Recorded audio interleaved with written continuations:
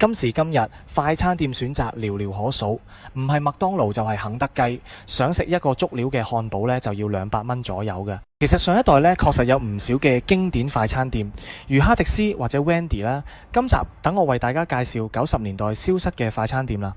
最懷念嘅餐廳呢，第一名呢係哈迪斯，好懷念哈迪斯嘅食物如芝士、漢堡薯圈、西部牛仔飯、蘑菇飯等呢，全部都非常受歡迎。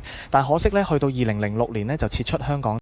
最懷念嘅餐廳第二名係 Wendy， 相信係唔少人嘅童年回憶。Wendy 最受歡迎嘅係方形漢堡包同埋圓角焗薯。Wendy 係80年代嚟到香港，僅經營3年後結業。雖然曾經喺1991年改名捲土重來，但同哈迪斯同一命運，就係2000年就撤出香港。名將壽司向來以劣食而聞名，名將壽司之所以成為共同回憶，全因餐廳喺經營後期開始將各式各樣嘅食物融入日式壽司中，包括可樂糖、鹹魚、梅菜扣肉等，可以話係創意滿分，成功吸引唔少人呢結伴去挑戰。有網民呢就話十分懷念同朋友打賭，輸咗呢就要食名將壽司嘅回憶。全盛時期嘅名將壽司呢有10幾間分店，因壽司價錢相宜而頗受歡迎。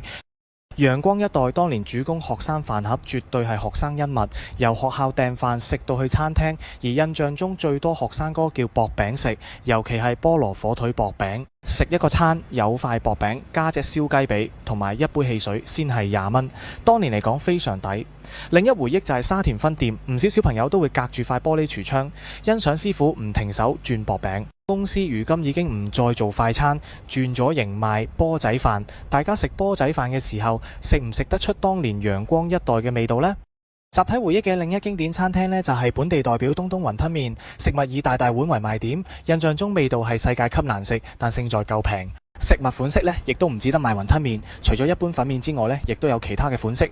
其中呢，必是炸醬麵同埋黑椒牛柳絲炒麵。雖然兩款食物呢，市場上面呢，大把地方有得食啦，但係就食唔翻當年個味道。如果想食翻東東雲吞呢，目前超市急凍櫃仲有包裝出售呢，不妨買2包翻去回味當年呢。